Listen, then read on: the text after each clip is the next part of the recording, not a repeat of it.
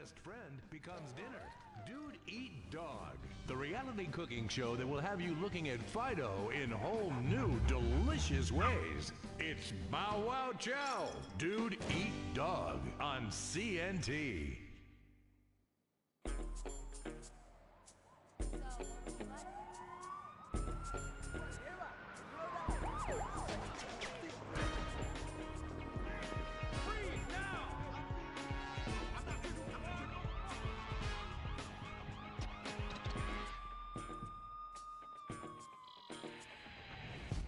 Welcome to Los Santos, the city of celluloid, sin, and cellulite removal. From dead starlets in Vinewood, to the gangbangers in Davis and Strawberry, and terracels in Chumash, to the drunken tourists in Del Perro Pier. It's time to take a look inside this cesspit of destroyed dreams, drug-addled degenerates, and deluded desperados that make up this great city of lights. Hi. I'm decorated FIB agent Stephen Haynes. The FIB, the police department, and the sheriff's office are fighting a war out here every day in a city where dreams too often become wet with tears. The Los Santos docks. This is where it all begins. The second largest port in the world, the great orifice of American capitalism. Stuff coming in, garbage going out. And hidden in over 2 million containers a day, God only knows where. The cartels pay off some low-level schlub, and suddenly you've got military-grade weapons, badly cut crystal meth, and grade A yayo from Mexico flooding our streets. And once it hits the hood, it's anarchy, with a side of murder, hold the fries. Or maybe the Chinese are slipping some of our high-security weapons systems in with the recycling, and we're giving up our national security for nothing? Who knows? Who cares? As long as the financial party continues, we'll just keep picking up the pieces. A word to the wise, kids. Never use PCP. It makes you want to punch cops and run around naked, and not necessarily always in that order. Most of the time, this illicit cargo makes it straight to the gangs. But sometimes an ordinary Joe lets go and loses his shit after a pipe or two of pleasure dust.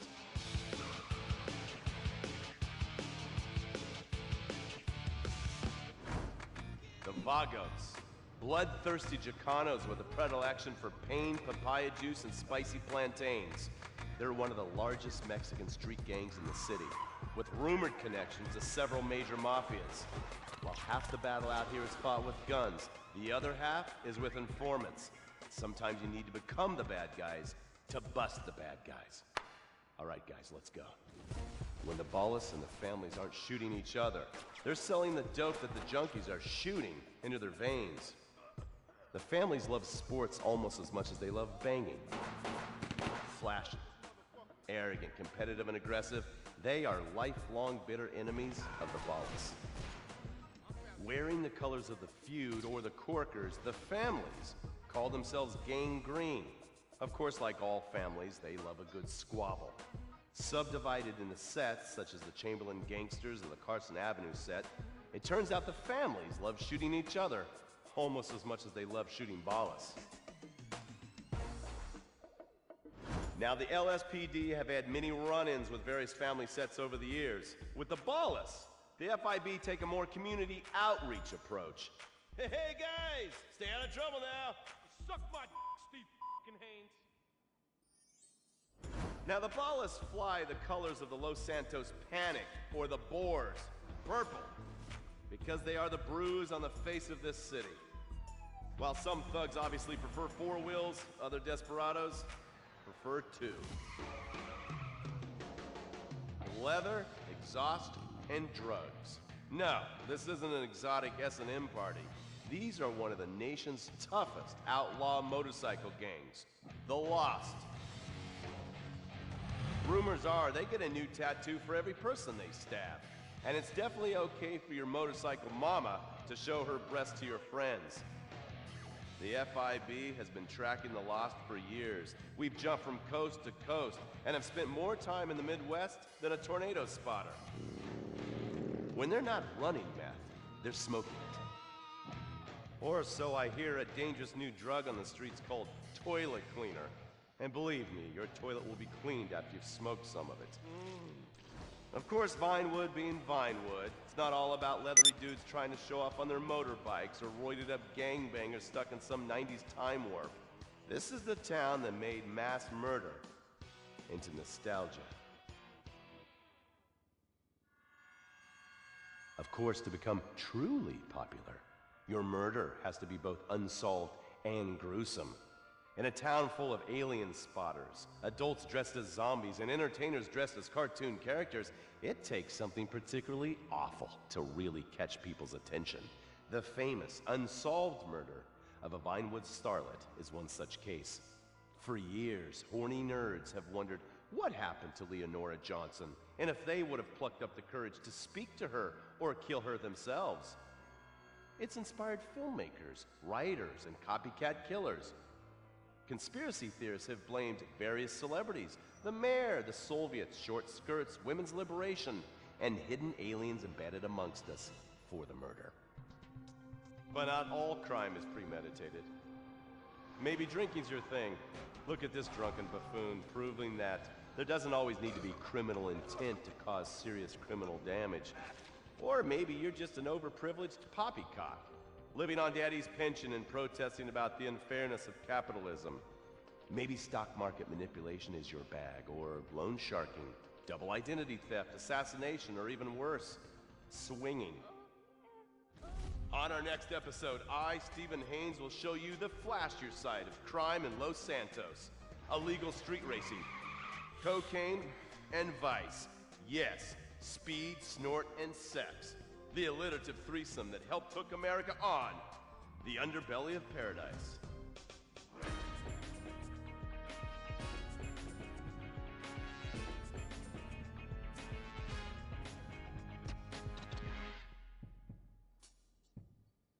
In times like these, it's important to remember the good things. Sure, the economy may be a little rough, and we may be shuttering schools, hospitals, and libraries to pay union pensions.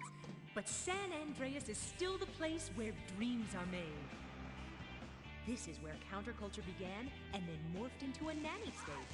A place that preaches environmental stewardship but has a terrible public transit system and the worst air in the world. Experience more of San Andreas, the suburban sprawl. No sense of community and no building more than 30 years old.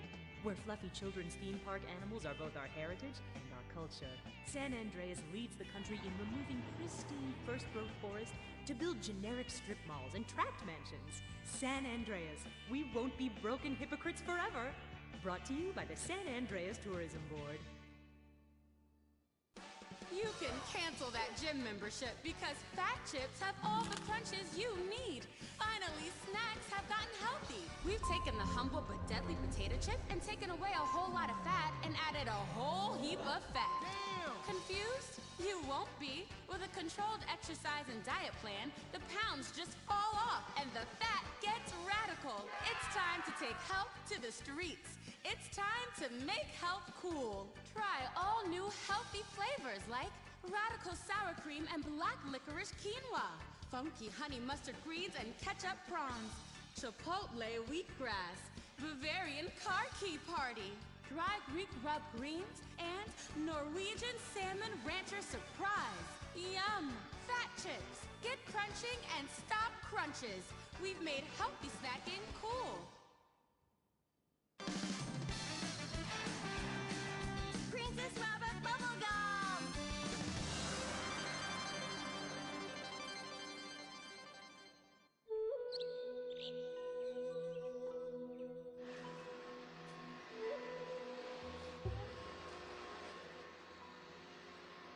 What are you doing, Master? I'm reading the comments on your recent videos. These people are a little... They're a bunch of horny, lonely perverts. Those are your fans. Be respectful. Do not bite the hand that feeds. Okay, so what are they saying about me? Oh, let me see here. This one said that your boyfriend is too feminine. Like he played both sides of the sushi bar, but he don't like fish or surf clam. He only like octopus. But this is a terrible analogy. Where's that useless cutesy sidekick of yours that walks on the tips of his toes? What the hell? Saki, make Jet still go boom! Saki, you little alcoholic shitbag! I you okay? Oh, he's fine. It's just a concussion and massive internal bleeding or something. Poke him. That wasn't Saki's illicit booze bath. Something is going on outside.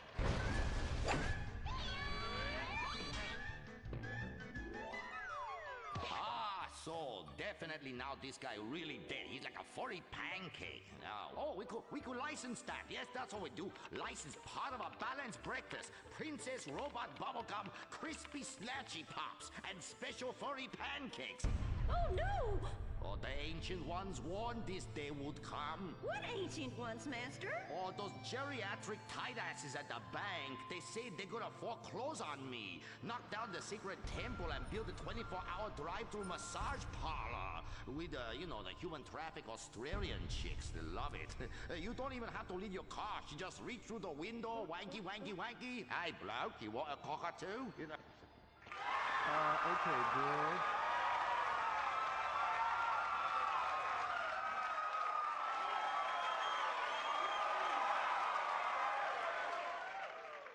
Okay, girl, there is a big wrecking ball outside, and they're gonna smash your house down. We know!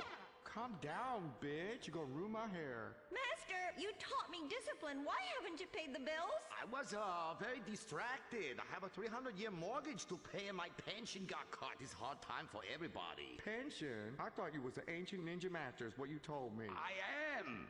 Many years ago, I was an ancient ninja postmaster. For about 5 years. Then I retire on a 275-year pension. I can throw a postcard across the room and give you a terrible paper cut. The post office was horrible. Licking, stamping, licking, and licking.